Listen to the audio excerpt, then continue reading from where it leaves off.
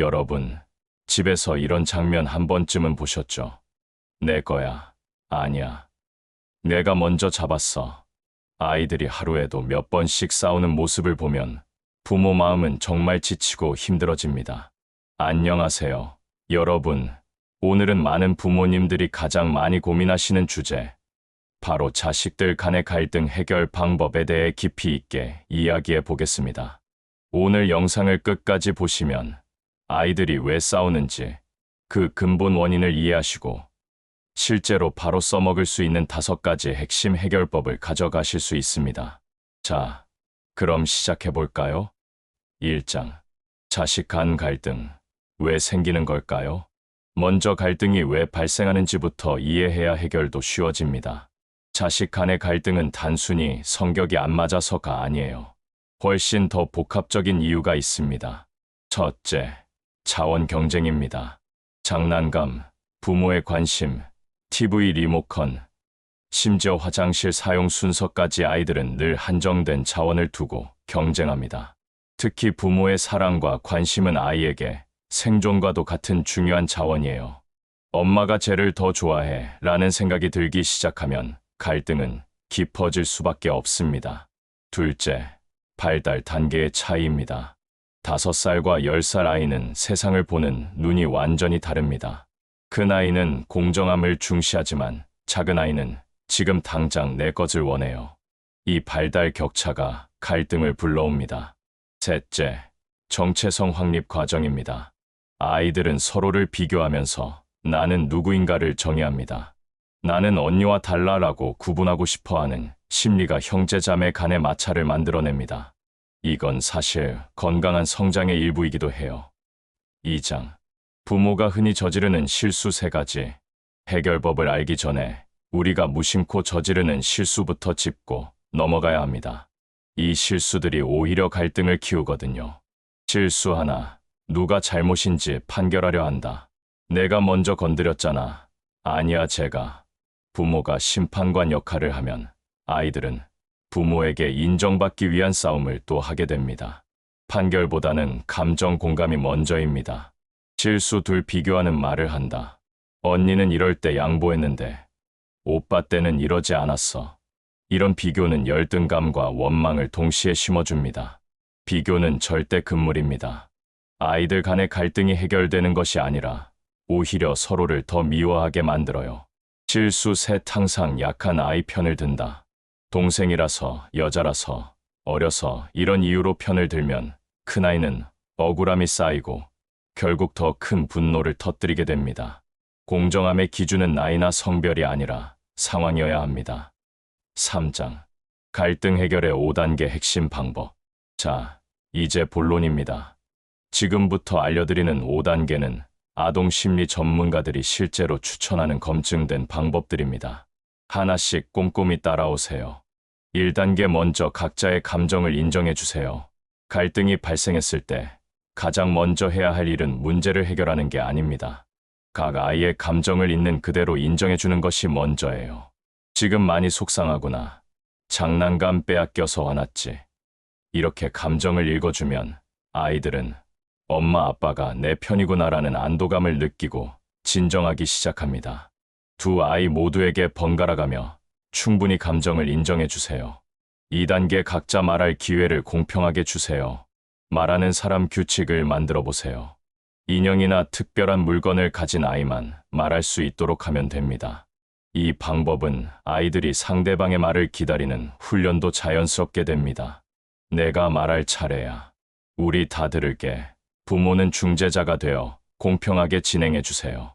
3단계 문제를 함께 정의하게 하세요. 두 아이가 말을 다 하고 나면 이렇게 물어보세요. 우리가 지금 해결해야 할 문제가 뭐야?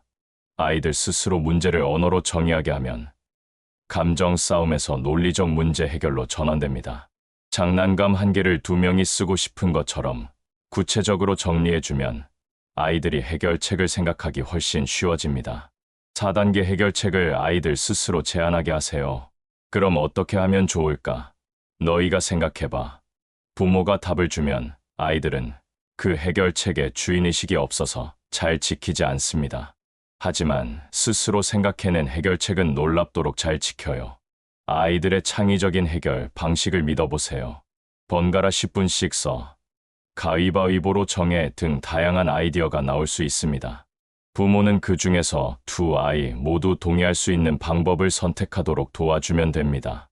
5단계 해결 후 긍정 강화를 꼭 해주세요. 갈등을 스스로 해결했을 때 반드시 칭찬과 인정을 해주세요. 너희 둘이 정말 멋지게 해결했다. 아까는 화가 많이 났는데 이렇게 잘 이야기할 수 있어서 엄마는 정말 자랑스러워.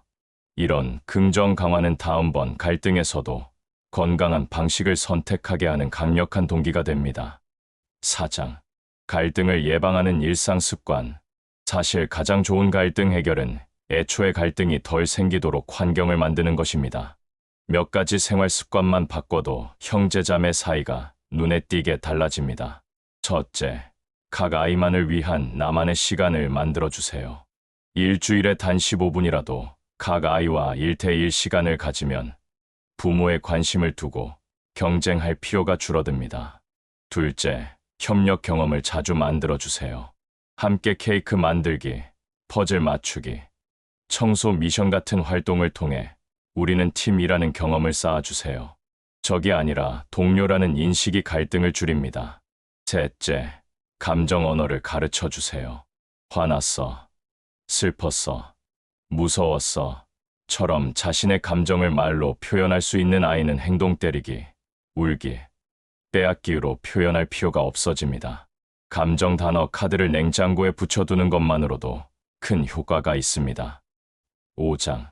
자주 묻는 질문 Q&A. 아이들이 너무 자주 싸울 때는 어떻게 하나요? 하루에 싸우는 횟수보다 한 번의 싸움이 얼마나 격렬한지, 얼마나 빨리 회복하는지를 보세요. 자주 싸워도 스스로 화해하고 다시 잘 논다면 정상적인 발달 과정입니다. 다만 폭력적이거나 극도로 격렬한 갈등이 반복된다면 전문가의 도움을 받는 것을 추천드려요.